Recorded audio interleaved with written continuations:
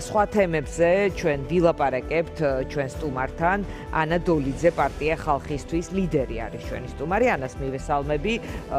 თქვენი ერთ-ერთი ბოლო განცხადება, რაც ვნახე სოციალურ ქსელში, ეხებოდა ზურაბიშვილს და ალიანსისადმი თქვენს დამოკიდებულებას. ამაზე ცოტა მოგვიანებით, მოდით დავიწყოთ. რა ვნახეთ გუშინ ერევანში? ფიქრობ თუ არა, რომ ვთქვათ, რაღაც მომენტში შეიძლება ქართულმა ოცნებამ მისი კონფრონტაციული ტონი შეარბილოს, ამის ნიშნები ჩანს თუ არა თქვენთვის პერსონალურად? მოგესალმებით, მივესალმებით თქვენს მაყურებელს. მე ახლახანს თვითონ ვიყავი ერევანში და ერთის მხრივ, რა თქმა უნდა, აღფრთოვანებული დავბრუნდი იმ ვითარებით, იმ მუხტით, იმ იმედით, რომელიც იქ დავინახე, შეხვედრები მქონდა, ლექციები ზუსტად ამასთან დაკავშირებით.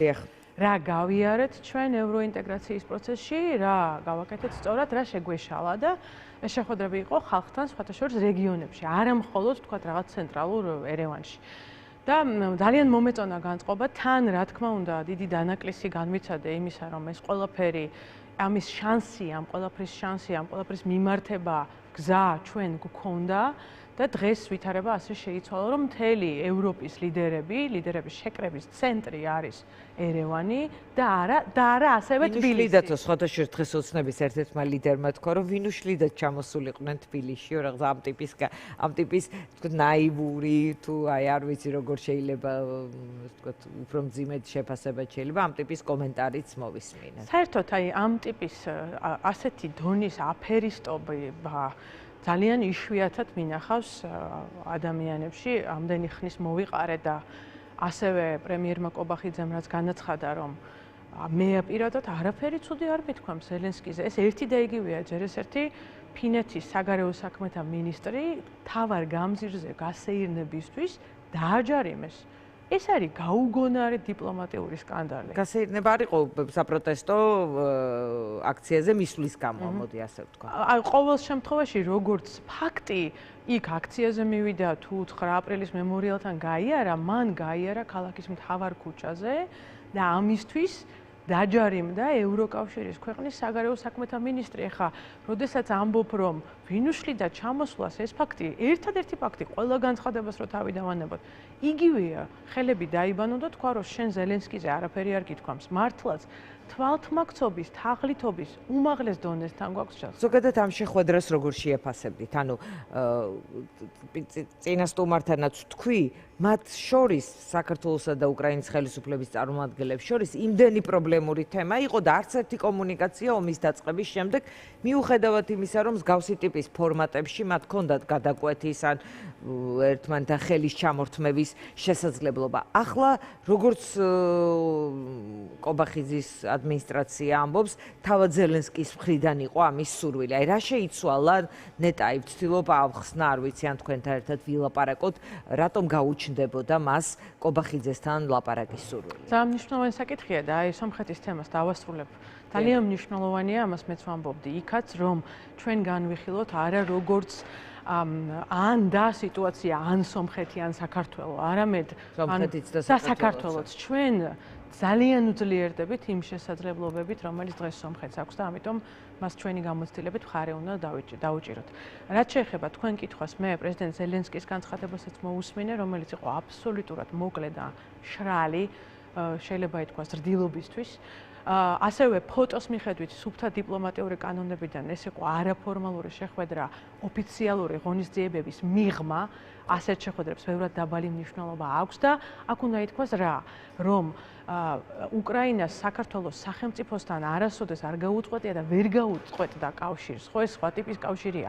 აქ კობახიძე კი არა, ნებისმიერი სხვა გვარის ადამიანი რო იყოს, იქ იდგებოდა. საქართველოს სახელმწიფოს ამ შემთხვევაში კობახიძე წარმოადგენს და საქართველოს მთავრობა წარმოადგენს და საქართველოს ელჩი წარმოადგენდა უკრაინაში და ასე შემდეგ. ანუ ეს ურთიერთობები მძიმე იყო, სააკაშვილის ფაქტორი იყო იქ, შემდეგ მის გათავისუფლების მოთხოვნა და ზელენსკის განცხადებები, ელჩის გაწვევა, აქ გაკეთებული განცხადებები და მოკეთ ძალიან მძიმე თითქოს სპირალში იყო ეს ურთიერთობა და ისინი არ იმჩნევდნენ ერთმანეთს ასეთ შეხვედრების დროს და ეხლა რაღაცნაირად თითქოს რაღაც შემოტრიალების წერტილი იყო. აქ მე საინტერესო სხვათა შორის რამდენიმე საკითხი გამბლოკეთო ზელენსკიმ თქვა სომხეთთან, საქართველოსთან და სლოვაკეთთან და აი რა თემა იყო, რაზეც შეიძლება ჩაითვალოს, რომ ამ კომუნიკაციის შემდეგ განიბლოკა ის პრობლემა. ზუსტად არა, ამ კომუნიკაციის შემდეგ არა, ზუსტად ამას ცოტა ხნის წინ ვამბობდი, რომ ის ვითარება, რა ვითარებაზეც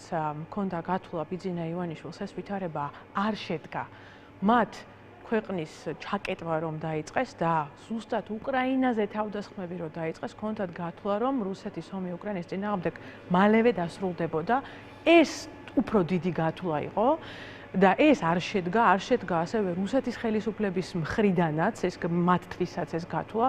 ამიტომ ჩვენი მხრიდან ახლა ზელენსკისთან შეხვედრა უბრალოდ ამ დიდი გათამაშების ნაწილია, რომლის შემადგენელი ნაწილი არის ახლა მომხდარი არჩევნები უნგრეთში, რომლის მიხედვითაც რეალურად ვეტოს უფლების მქონე სახელმწიფო აღარ დარჩა ევროკავშირის ფარგლებში. სლოვაკეთი მოუწევს ამ ახალ რეალობაზე გადაწყობა, ანუ რაც ჩვენ ვნახეთ, ეს ამის ნიშანია. მე მინდა მოგახსენოთ, უпростоრად ორბანო გაძლიერებული ევროკავშირი. მნიშვნელოვანია რომ გავიხსენოთ რომ ამდენი წლის განმავლობაში ბოლო 2-3 წელი ხო რომ არ გამოსულა პირადი სანქციები ქართული ოცნების წევრებზე, მათ ფინანსებზე, მათ საბანკო ანგარიშებზე, მათ სახლებზე. ეს ყველაფერი იმის დამსახურებაა რომ ამ ყველაფერს ადებდა ვეტოს უნგრეთი და მის პარალელ რეჟიმში ნახევრად მხარდამჭერი იყო სლოვაკეთი. ახლა შევხედოთ სლოვაკეთის პრეზიდენტის ნაბიჯებს, ხო? მან პირველი რაც გააკეთა, რაც უნგრული ვითარება შეიცვალა, დაურეკა ზელენსკის და მხარდაჭერა გამოუცხადა. ეს ახალი გეოპოლიტიკური რეალობაა. და აი ის, რასაც მე ვეძახი, პირუეტებს, ხო, ბალეტში როა პირუეტი 1, პირუეტი 2, ჩვენ უნდა შევხედოთ, შეიძლება ეს იყოს მცდელობა ქართული ოცნების მხრიდან, რომ კიდევ ერთი პირუეტი გააკეთოს, თქვას, რომ არა, ჩვენ ახლა აქ რამე მართლა სისხლიან დიქტატურას კი არ ვაპირებდით. რაღაცა ევროპის გაძლიერების ნიშანია ეს ყველაფერი და ამაზე მორგება მოუწევს უნდა არ უნდა ქართულ ოცნებას ამის ასე შეიძლება შევაფასოთ. სალსახად მე ვფიქრობ რა ნაბიჯებსაც იქით ამ მხარეს, საგარეო მხარეს ვხედავთ, მაგრამ ეს არ იქნება ქვეყნის შიგნით. აი მუდმივი დაკავებები და დაპატიმრებები 15 დღით დემონსტრანტების ეს ნიშნავს, რომ ეს ყველაფერი იქნება თვალთმაქცობა, მაგრამ გაძლიერებული მეტოქე ევროკავშირის სახით, იმიტომ რომ ისე კი ამბობს ოცნება, რომ ის ხარდამჭერია, მაგრამ სინამდვილეში მეტოქეა ლანძღავენ ყოველდღე. ნიშნავს, რომ მოუწევს ქართულ ოცნებას და მის ლიდერებს. კალაძეს თავისი კავშირებით მილანში ევროპაში, ანუ უფრო ხავერდოვნად მოქცევა ვიდრე მანამდე. ეს იქნება თუ არა სასარგებლო მოქალაქეებისთვის ქვეყნის შიგნით. ბუნებრივია. თუ მაინც ფიქრობთ, რომ ეს თვალთმაქცობა მისცემს ოცნებას შესაძლებლობას, რომ რაღაც ეს დაბნეულობა გაახანგრძლივოს საზოგადოებაში, რომ ის მას მართლაც უნდა ევროპა, ან არ არის ის ისეთი, როგორც მაგალითად ოპონენტები ახასიათებენ, რომ რაღაც რუსეთის მოკავშირე და ასე შემდეგ. მე მინდა გითხრათ, რომ მე ხო იცით, რომ ვიცნობ ქართული ოცნების მხარდამჭერებს კარგად, ბევრ მათგანს პატივსაც სემ, ესენი მებრძოლი ადამიანები არიან და ბევრი მათგანი შეცდომაშია შეყვანილი სწორედ ამ პროპაგანდით, იმიტომ რომ პროპაგანდის მძევალია. ბევრ მათგანს უკვე მიჭის ვნახო ადამიანები, რომელთაც სჯერათ ნახეთ რიცი, რომ ქართულ ოცნებას მოქალაქისთვის კეთილდღეობის მიტანა შეუძლია. მე ჩემთვის ყოველთვის და პარტია ხალხისთვის პრობლემა იყო არა რაღაცა საგარეო საქმეთა განცხადებები საგარეო სცენაზე, არამედ პრობლემა იყო რომ ქართულ ოცნებას არ შეუძლია მოქალაქისთვის და არ უნდა კეთილდღეობის მიტანა. ფასების კანონმდებლობა ამას უკავშირდება, ხო? ანუ ჩვენ შემთხვევაში ყველა მიცის ყველა საერთაშორისო მონაცემებით გაქცეულია ინფლაცია, ფასები ძვირდება, ევროპულ ქვეყნებზე ძვირი ფასებია ჩვენ ქვეყანაში. ხელფასი კიდევ ადამიანების იმდენივეა, რაც იყო 15 წლის წინ. ანუ აქ საქმე ამაში, რომ ხალხს ხელფასი არ ემატება და ფასები გაქცეულია. ანუ ქართულ ოცნებას ნებისმიერი კანონი აიღეთ, ჯარიმების კანონი აიღეთ, მანქანების აქციზის კანონი აიღეთ, ნებისმიერი სფერო აიღეთ. ქართული ოცნების ლიდერობა გადასულია გამდიდრებაზე. საქართველოს მოქალაქეების მიმართ შვება აქ არ იქნება, სანამ ესენი იქნებიან ხელისუფლებაში. კი ბატონო, თქვენ ახსენეთ ფასები, როგორ ფიქრობთ, ოცნებამ უკვე თავად დაიწყო, აი კომისიის შექმნით, ვთქვათ, რამდენიმე კომისიის შექმნით და ამ თემის წამოწევით ბევრმა თქვა, მათ შორის ჩემი ეთერის სტუმარმა სხვადასხვა დროს, რომ რაღაცნაირად ვერ გავიგეთ ეს მათთვის მომაკვდინებელი, მათთვის მძიმე ნებისმიერ მოცემულობაში წამგებიანი თემის ინიციატორები რატომ გახდნენ. ომი თუ მშვიდობა, ეს გზავნილი რაღაცნაირად უკანა პლანზე გადადის, ასე არის თუ არა და მართლაც მომავალში არჩევნების წინ და პოლიტიკის თემა გახდება ფასები, სოციალური მდგომარეობა და ასე შემდეგ და ოცნება თავიდანვე შესაძლოა მისთვის არ ამომგებიანად, მაგრამ მაინც საზოგადოებას აჩვენებს, რომ ის დგას ამ თემის სათავეში, მას უნდა ამის გაკეთება და ამის მოგვარება, ანუ რაღაცნაირად ითავის პრივატიზებას უკეთებს თუ არა ამ თემას სამომავლოდ. მე ძალიან მომწონს თქვენს მიერ გამოყენებული სიტყვა და სხვა მხრივ გამოვიყენებ მას. ისინი უკეთებენ პრივატიზებას ამ სფეროს. მე დარწმუნებული ვარ, ჩვენ ცოტა ხანში ვნახავთ მცდელობებს საცალო ვაჭრობაში, საბითუმო ვაჭრობაში კონკრეტული პირების გამდიდრების ზრახვებს. მე სხვანაირად ვფიქრობ, მგონია რომ ჯერ ისეთი ფაქტებს არ ეტყობა ფასებისას, მაგრამ გარდა ამისა, თუ შევხედავთ კანონმდებლობას, იმ კანონმა რომ ბიზნესი პოლიტიკაზე ხმას ვერ ამოიღებს, უკვე გააბათილა ყველაფერი მცდელობა. ანუ კობახიძემ რო თქვას, რომ ხორცი ღირს 3 ლარი, აქეთა მხრიდან ჩვენ თუ არ ვიქნებით ბიზნეს არ შეუულია თქვას, რომ ეს მცდარია. იმ კომისიაზე ვერავინ ვერ მივა და ვერ იტყვის, რომ ასე არ არის. ბიზნესისთვის მათ აუგზავნეს პოლიტიკური საქმიანობა კონკრეტულ პირებსო. კონკრეტულ პირებს არა, ორგანიზაციულადო, სხვათა შორის ასეთ განმარტება გააკეთეს. არა, სამწუხაროდ პირმა რაც უნდა ისტქვასო, მაგრამ აი თავად სახე გოდულაძეს ციტირე. გოდულაძეს არა, მე მგონი მაჭავარიანს უფრო ასეთი რა. ხო, მე ვფიქრობ, ძალიან დიდი ტრაგედიაა ჩვენი ქვეყნის, რომ კანონის განმარტებელი ჩვენ ქვეყანაში სამწუხაროდ არის ადამიანი, რომელსაც არავით არის შეხება კანონთან, სამართალთან, დავასრულებ თუ შეიძლება. კაპიტან დიდი არა უნდა დამასრულებ და რაღაცას ვამბობ. მაგრამ ამ ტიპის განმარტება. არა, მე ვიტყვი თუ შეიძლება დავასრულებ, რომ ჩვენთვის დიდი პრობლემაა თუნდაც პოლიტიკურ აი ამ ბიზნესის კანონმდებლობასთან დაკავშირებით, ნებისმიერ სხვა ჯაშუშობის კანონმდებლობასთან დაკავშირებით, ჯერ ეს ერთი რომ მიიღეს კანონები, რომელსაც არც თავი აქვს, არც ბოლო, არც წერტილი, არც მძიმე, რომელიც არავითარ საერთაშორისო სამართალს არ ექვემდებარება, აი ეს კანონი, რომელიც თქვენ ახსენეთ, პირდაპირ წინააღმდეგობაში მოდის საერთაშორისო ადამიანის უფლებათა ევროპულ კონვენციასთან. ჯერ ეს ერთი გამოხატვის თავისუფლებას, რომელიც ეხება. მეორე, ჩვენ არ აგვყავს სასამართლო და მართლაც სამწუხაროდ კანონის ინტერპრეტატორი არის ვინმე არავინ გოდულაძე იყოს, რომელიც გოდულაძე ჩემთვის საინტერესო პერსონაჟი ამ შემთხვევაში, აღზევებული არაფრიდან პირი, რომელიც ჩვენ რო გქონდეს ღირსებაზე, შრომაზე, დამსახურებაზე ორიენტირებული, კომპეტენციაზე ორიენტირებული სახელმწიფო, იქ ნამდვილად არ იქნებოდა. კიდევ ერთ რაღაცას ვიტყვი, ძალიან მნიშვნელოვანი.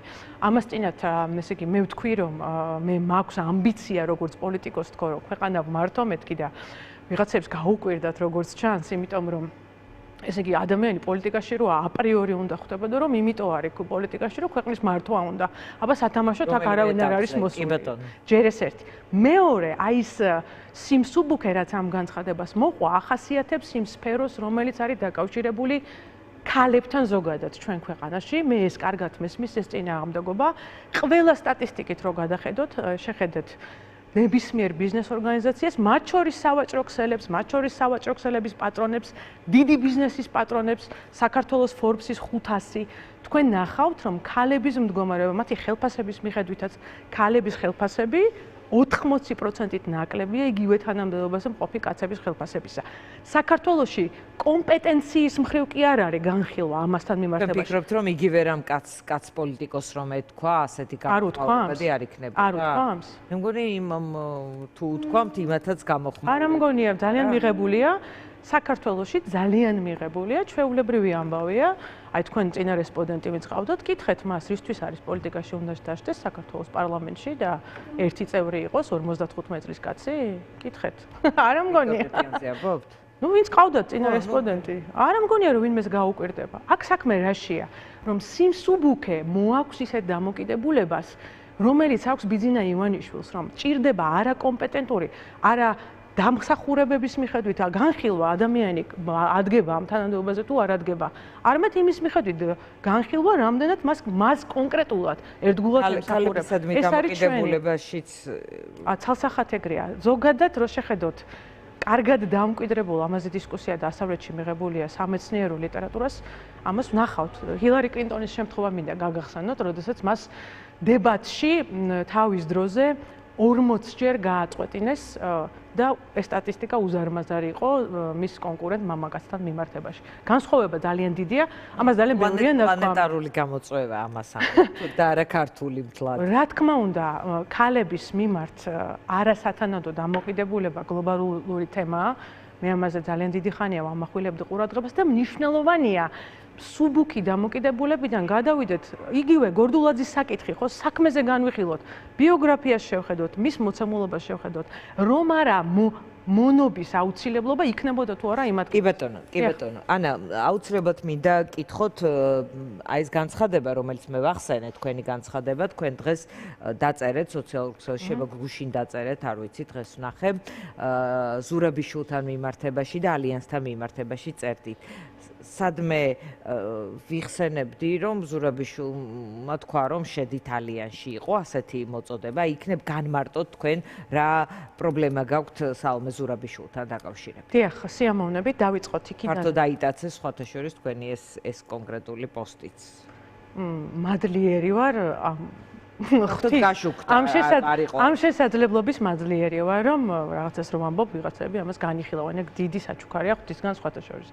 და რაც შეეხება სალომე ზურაბიშვილს პირველ რიგში ძალიან მნიშვნელოვანია რომ მან გასცეს კითხვები ასუხები კითხვებს რომელიც ეხება მის მოღვაწეობას როგორც პრეზიდენტის იმ დანიშვნებისა რომელიც გაკეთებული აქვს მათ შორის სასამართლოში საკონსტიტუციო სასამართლოში გიორგი კალანდარიშვილი CSKO-ში მისი დანიშნულია ნათია თურნავა ეროვნულ ბანკში მისი დანიშნული ამაზე სულ საუბრობდი მეც მათ შორის წარდგენილი ზოგ შემთხვევაში წარდგენილი, მაგრამ თამარ ღვამიჩავა იუსტიციის საბჭოში, რომელიც პირდაპირ მხარდამჭერი იყო და ქვორუმის შემქმნელი შლაგბაუმი კლანისთვის, მისი დანიშნულია წარდგენილი არა, სალომე ზურაბიშვილმა დანიშნა. ეს ჩავლილი ამბავი არის თუ არა, იმიტომ რომ თქვენ მაგალითად მათ შორის ქარტიაზე ხელმომწერი პოლიტიკოსი ხართ, რომელიც ზურაბიშვილთან ერთად პოლიტიკურ ცხოვრებაში რაღაც დოკუმენტს ხელს აწერდით, ამ კითხვებთან ერთად მიუხედავად იმისა, რომ მე საჯაროდ ვიტყვი, კარგად მახსოვს, რომ თქვენ თავის დროზე ყველა ამ მის დანიშნას ეხმაურებოდით. მე მინდა ხაზი გაუსვა, რომ ამ ჯერზეც, როდესაც ის თქვენ კითხვას უბრუნდები ალიანსზე, როდესაც ის მიესალმა ალიანსის შექმნას და გააკეთა განცხადება, რომ ეს არის სწორი გზა პოლიტიკაში, მიესალმა არაერთხელ და ღიად და ვერ გაითვალისწინა, რაც გავითვალისწინეთ ჩვენ პარტიამ ხალხისთვის, რომ მოხდებოდა ის, რაც ეხლა ხდება, როგორ მოხდა, ჩვენ გავითვალისწინეთ. რა ხდება? მიუხედავად იმისა, რომ იყო დიდი წნეხი და აი ესეთი მისალმება, რომ სწორია, რასაც აკეთებს აი ეს გაერთიანება, ეს იყო მორიგი მცდარი მსჯელობა, როდესაც დანიშნებზე საუბრობ, ნათია თურნავა თუ თამარ ღვამიჩავა თუ აი ეს ხალხი ბიძინა ივანიშვილის შემსრულებლები. ეს მეტყველებს არასწორ სულმცირე კონსპირაციებში არ გადავდივარ, არ მიყვარს მე კონსპირაციები, იურისტი ვარ, სულმცირე მცდარ მსჯელობაზე. მისი როგორც პოლიტიკოსისა, რა ხდება ალიანსში და იცით, მე მიუხედავად იმისა, რომ მივიღე გადაწყვეტილება პარტიამ ხალხისთვის, რომ ჩვენ ვართ ცალკე, ბევრი მიზეზის გამო, მათ იქ არ ვერთიანდებით, აი ხედავთ უსერიოზულესი პრობლემები ალიანსის შიგნით არის უსერიოზულესი დისკუსია, საქმეების გარჩევა, ეს საქმეები გასარჩევი იყო ისედაც შარშან 2024 წელს ახლა ნაციონალურ მოძრაობასთან დაკავშირებით რაც მოხდა, მე მესმის გვერდიდან რო უყურებ, ამხელა პარტიიდან ნაწილი გამოეყო, წავიდა იქ ნიკა გილაური ფული დარბოდა, ეს ხო ფაქტებია, რატომ არ ვიცით, ეს ფაქტებია, რომ მილიონობით ლარს რო პარტიას შეწირავდა, მთავრობა არ მოგთხოვს, ამ შემთხვევაში იქ მესმის რომ იკითხები უნდა დაისვას, ეთყობა ეს ეხლა უნდა დაისვას, მაგრამ ეს გარჩევები ამ მოძრაობაში ეხლა ხდება და კიდევ კარგი რო იქ არა ვართ და ამ შემთხვევაში ვინც ამბობდა რომ ეს სწორი გზა არის, უნდა გამოვიდეს და თქვას რომ შემეშალა ისევე როგორც სხვა რაღაცეებზეც. ეს ჩვეულებრივი ამბავია პოლიტიკაში. გინდათ იმის თქმა რომ ალიანს რომ მიესალმა ეს მისი მხრიდან შეცდომა იყო?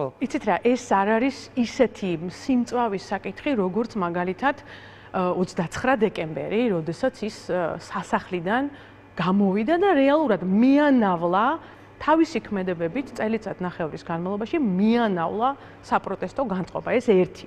ეს არ არის ისეთი მწვავე საკითხი, როგორც აი ეს დანიშნები, რომელიც თქვი, იმ ხალხისა, რომელიც დღეს ბიძინა ივანიშვილის მაგივრად თხრის ამ საქართველოს სამარეს. მაგრამ, როდესაც მე ვამბობ, რომ მის პოლიტიკურ მსჯელობაში კითხვის ნიშანი შემაქვს, ეს ერთ-ერთი აგურია ამაში.